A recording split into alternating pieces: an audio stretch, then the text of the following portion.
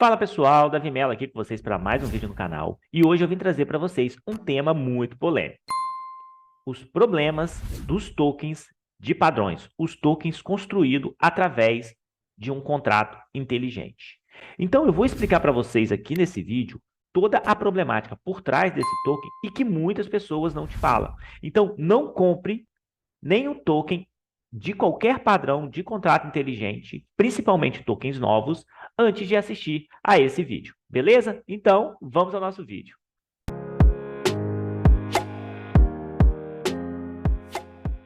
Não compre nenhum token antes de assistir esse vídeo. O maior clickbait, né, pessoal? Não é bem assim. Por que eu falo para vocês não comprarem nenhum token, seja ele RC20, BEP20, SLP ou de qualquer padrão antes de assistir esse vídeo? Porque, para quem não sabe, esses tokens, eles são contratos inteligentes. Eles não são reconhecidos como um ativo pela blockchain. E quais são as implicações que isso ocasiona para você, usuário? É o que eu vou explicar agora nesse vídeo. Nesse vídeo, eu vou explicar para vocês o que são os tokens nativos, quais os principais impactos dos tokens nativos, o que são os tokens de contrato inteligente, os principais impactos de tokens de contrato inteligente, as vantagens dos tokens nativos sobre os tokens de contrato inteligente, a diferença de custo entre tokens nativos e tokens de contrato inteligentes e também quais blockchains, /DLT, é possível criar tokens nativos. O que são tokens nativos? São os tokens da própria blockchain. Os tokens nativos, eles são usados para representar tanto o valor do ecossistema como para pagamento de taxas e também são chamados de coins. Hoje nós temos de tokens nativos de blockchain, Bitcoin, ADA, Solana, Ethereum.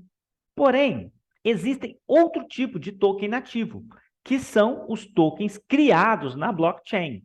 Pois hoje nós temos os tokens de contrato inteligente e nós também temos os tokens criados na blockchain, os DLT, que você não utiliza ele para pagamento de taxa, mas eles têm a mesma natureza do token nativo. E ele traz junto com ele a segurança da blockchain, pois o token de um contrato inteligente, ele não traz consigo a segurança da blockchain, ele traz a segurança do contrato inteligente no qual ele foi cunhado. Os tokens nativos, eles têm uma grande diferença dos tokens não nativos, que são os tokens de contrato inteligente, que é eles serem reconhecidos pela blockchain como um ativo. Isso traz uma gama de vantagens competitivas sobre os tokens de contratos inteligentes. Quais são os principais impactos do token nativo? O token nativo, ele traz como principal impacto a eficiência de capital. Quando eu explicar contratos inteligentes, vocês vão perceber que um token via contrato inteligente, ele além de ser muito inseguro, ele traz ineficiência de transação. Só para vocês terem uma noção de como funciona uma transação simples de envio. Quando você vai lá na sua carteira e faz a solicitação de uma transação, um bloco é criado que representa a transação. O bloco ele se difunde para todos os nós da rede. Todos os nós validam o bloco e a transação, e o bloco é adicionado à blockchain. E no final, a sua transação de envio, ela é executada. E aí, aquele saldo, ele sai da sua carteira e vai para outra carteira através desse processo de transação. Quando você parte para uma transação mais complexa, se você tem um token nativo, esse processo ele não se torna tão complexo. Aqui nesse primeiro ponto, a gente fez uma transação, que foi simplesmente o envio. Quando você parte para fazer um trade através de uma transação um pouco mais complexa, utilizando uma corretora, nesse processo você faz a solicitação de uma transação. Dentro também do mesmo bloco, ocorre a seguinte transação: o seu envio para a pool, aonde o token está, e o envio da pool para a sua carteira. Ou seja, você realiza dentro do mesmo bloco duas transações.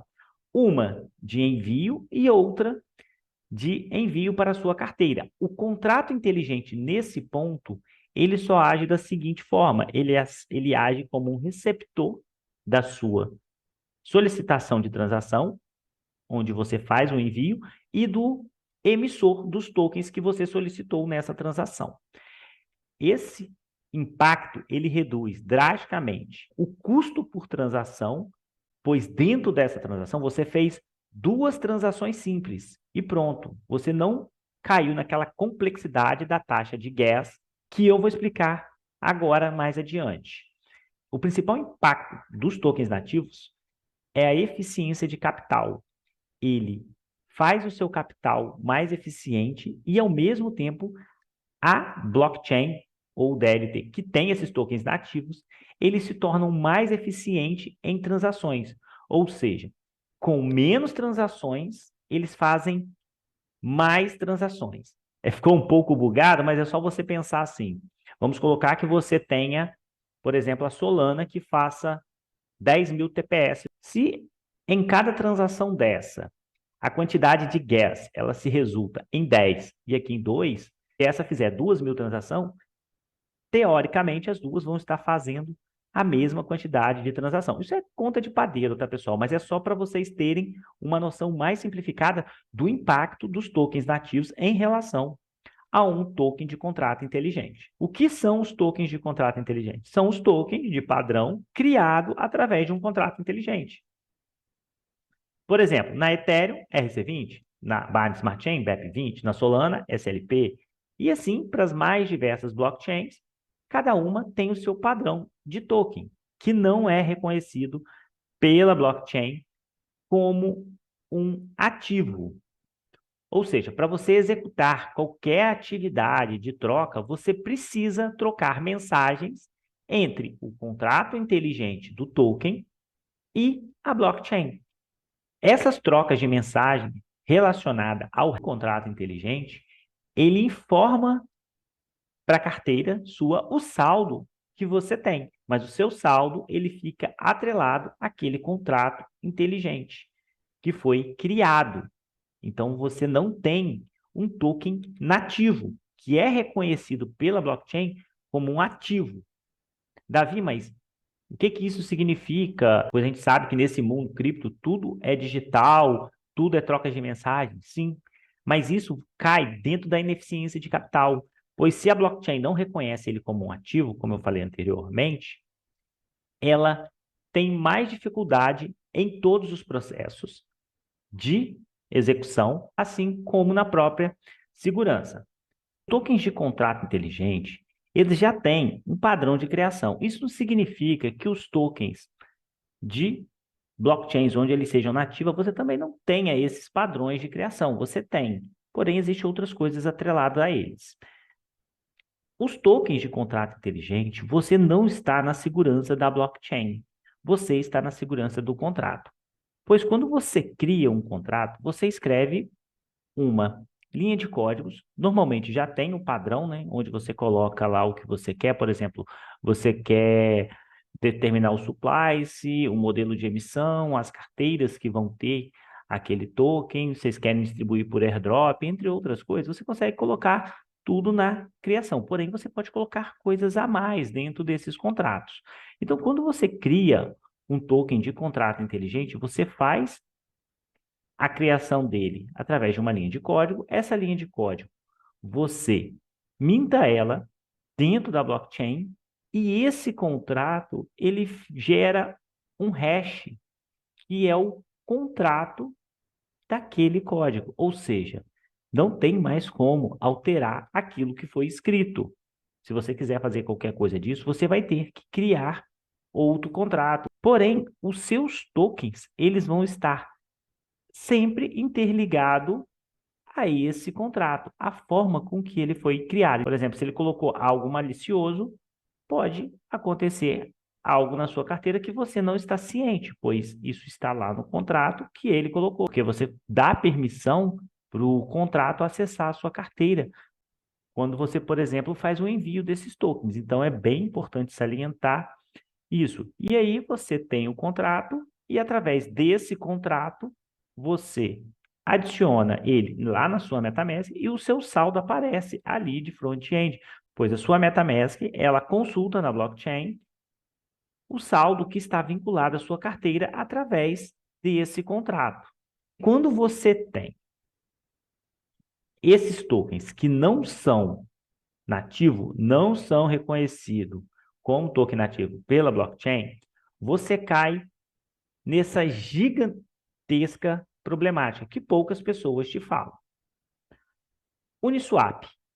Isso aqui, hoje, é um modelo simplificado de como a Uniswap é. E aqui é basicamente, bem simplificadamente, como um contrato inteligente funciona. Aqui nós temos o contrato inteligente e o total de tokens B.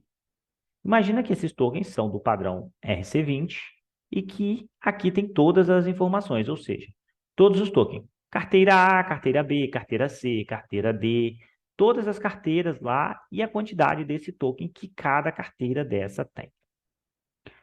Para você conseguir executar qualquer atividade dentro desse contrato, você tem que, primeiramente, dar autorização a esse contrato. Ou seja, vamos partir aqui para a Uniswap.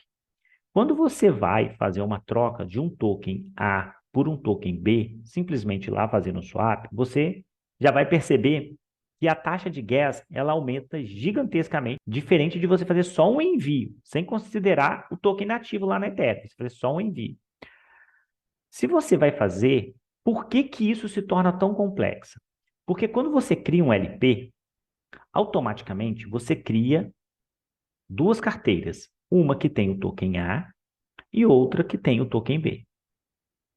As informações dessa carteira, do saldo que está nessa carteira, ele está no contrato inteligente. Então, se você tem o token B na sua carteira e você quer trocar ele pelo token A, o que que a Uniswap ela tem que fazer? Em vez dela simplesmente fazer como eu mostrei no processo anterior, você enviar o seu token A para a Uniswap e ela enviar o token B para a sua carteira, ela vai lá no contrato inteligente A informar que o saldo de A que está no LP, ele vai vir para a carteira B. E, ao mesmo tempo, ela também vai informar que o saldo de B que está na minha carteira vai vir para o endereço da carteira do LP. E para que isso tudo aconteça, eu ainda tenho que dar autorização para que a Uniswap possa ir dentro da minha carteira, executar essa operação e realizar esse swap. Ah, Davi, mas você pode revogar a sua transação. Sim, eu posso revogar depois que isso ocorre. Mas olha só, eu estou dando a minha seed phrase para um contrato inteligente poder fazer essa execução e essa autorização por mim. Isso é muito preocupante. Como que você pode pensar em uma adesão global do mundo cripto sem olhar para esse tipo de fragilidade de segurança? Então, assim, por isso que eu gosto muito de salientar da problemática que é não ter um token nativo. Por isso que nesse vídeo eu até coloquei esse clickbait aí no título, né? Porque é muito importante vocês saberem quando vocês compram um token. Porque aqui você, por exemplo, se você tem um token, que teoricamente é um token de uma equipe benfeitora, uma equipe que faz a sua atividade corretamente, e você está trocando por um token que é de uma equipe fraudulenta, esse token aqui, né, seria um token que não estaria no Uniswap, bem provavelmente, porque é uma das melhores DEX que a gente tem dentro da rede Ethereum, mas você estaria comprando um token fraudulento. Então, esse token você estaria dando autorização para ele, talvez, roubar o seu saldo. Então, assim, é uma fragilidade de segurança muito grande.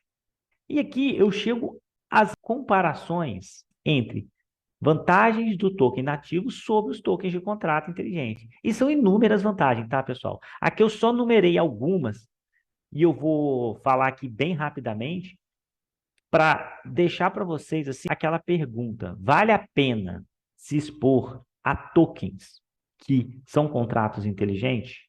Então, essa é uma pergunta que você tem que se fazer, principalmente tokens muito no início. Eu não estou falando aqui, Davi, não vou comprar mais o token da Uniswap, eu não vou comprar mais o token da Aave. Mas pensa se vale a pena, às vezes, você se expor a um token muito no início. Porque olha as vantagens dos tokens nativos sobre os tokens de contrato inteligente. Primeira vantagem, segurança do usuário. Token nativo. O usuário não precisa se preocupar em comprar um token que seja um scam. Você tem que se preocupar em comprar um token que seja um scam pelo gasto do seu capital, mas não porque eles vão ter acesso ao seu saldo. Quando você tem token nativo, o token nativo ele está na segurança da blockchain, da DLT. Ou seja, se o seu token está lá, não há ninguém que vai tirar ele. Aquele contrato que lá na Ethereum ou lá na Binance Smart Chain o cara pode ir lá e roubar o seu saldo, não existem para tokens nativos. Os tokens são seus, não pertencem ao contrato inteligente. Isso é outra coisa também muito preocupante quando vocês têm os tokens de contrato inteligente. Por quê? O proprietário do token, a pessoa que criou o token, ele pode ter deixado alguma abertura dentro daquele contrato para ele bloquear o token, às vezes, dentro da sua carteira, e você não conseguir mais fazer nada com ele. Vou dar um exemplo aqui para vocês. Por exemplo, imagina que você tem o SDC na sua carteira. E aí, esse USDC foi parar lá na sua carteira, você não fez nada de errado, mas ele foi parar na sua carteira. Porém, algumas operações, antes dele vir para sua carteira, ele foi utilizado para alguma coisa ilícita. E a emissora do token recebeu a informação de que aquele token que está na sua carteira, ele foi feito algo ilícito com ele e que ele tem que sair de operação, pois tem que ser bloqueado. Cara, simplesmente a Circle pode ir lá e bloquear esse token por algum motivo. Eles têm essa brecha. Sim, é algo muito preocupante, pois os seus tokens que estão lá, eles não são seus.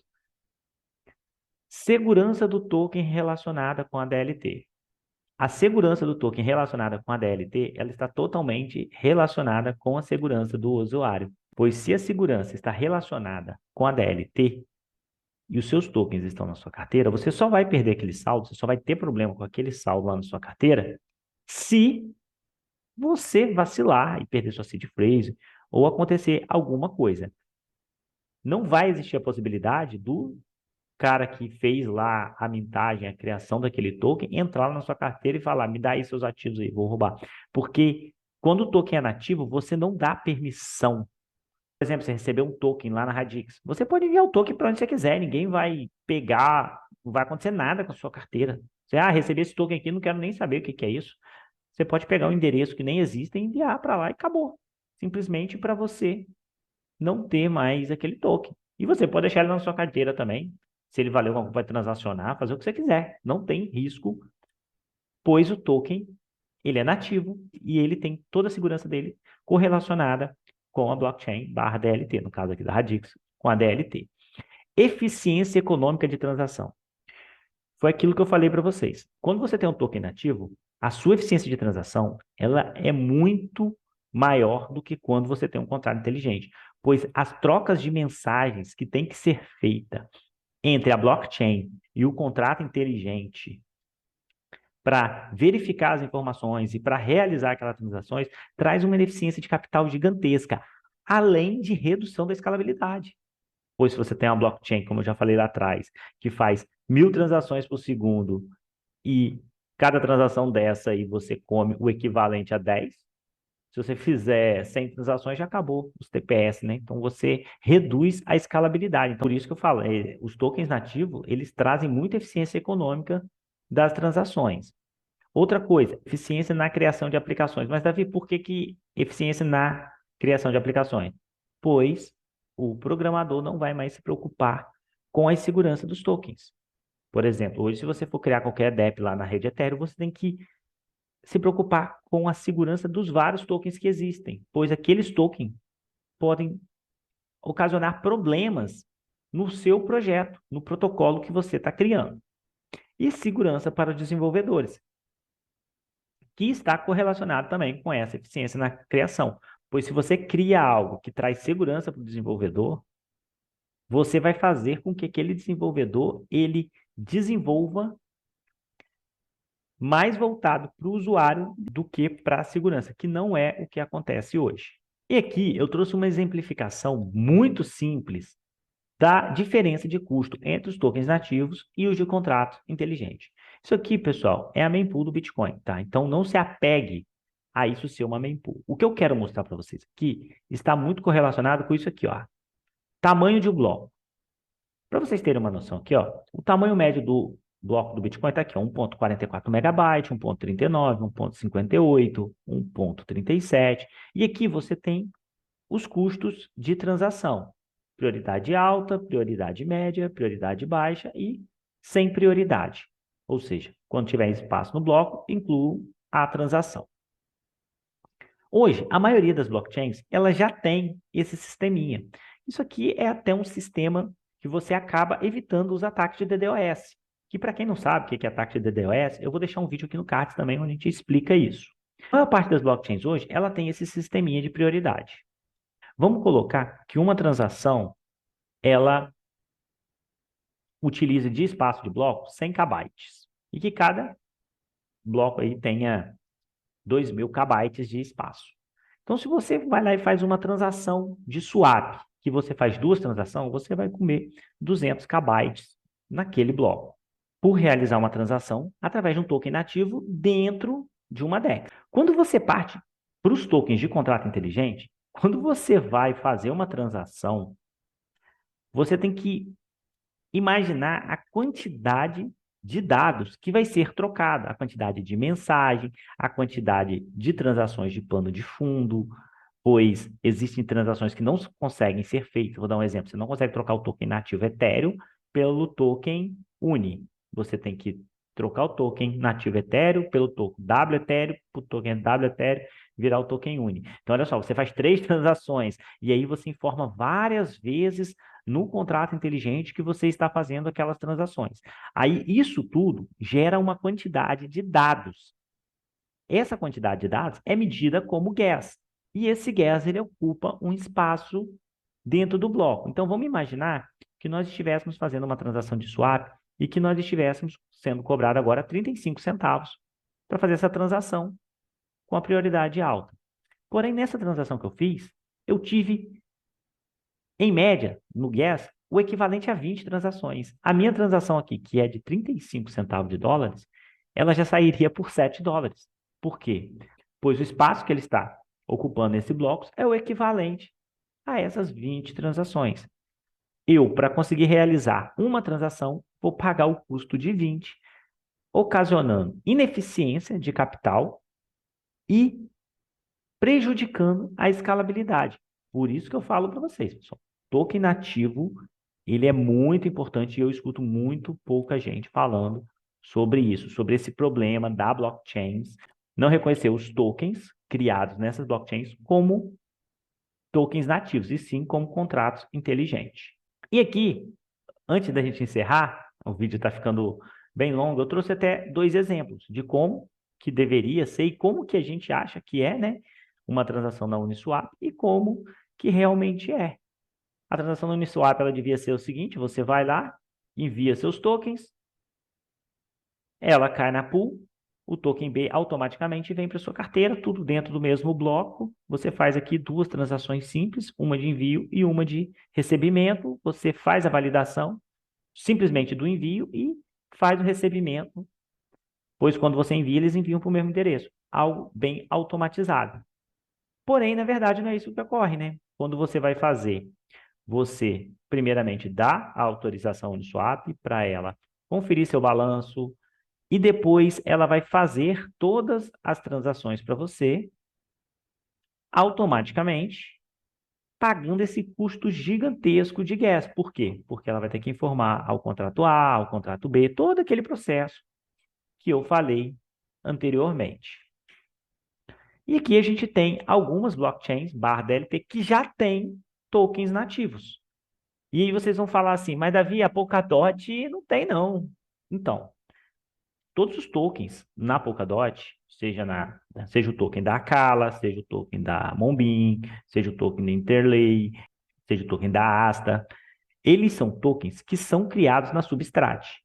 Todos os tokens dessas parachains, eles são nativos da Substrat. Então, você tem, dentro do ecossistema Polkadot, das parachains, o token nativo.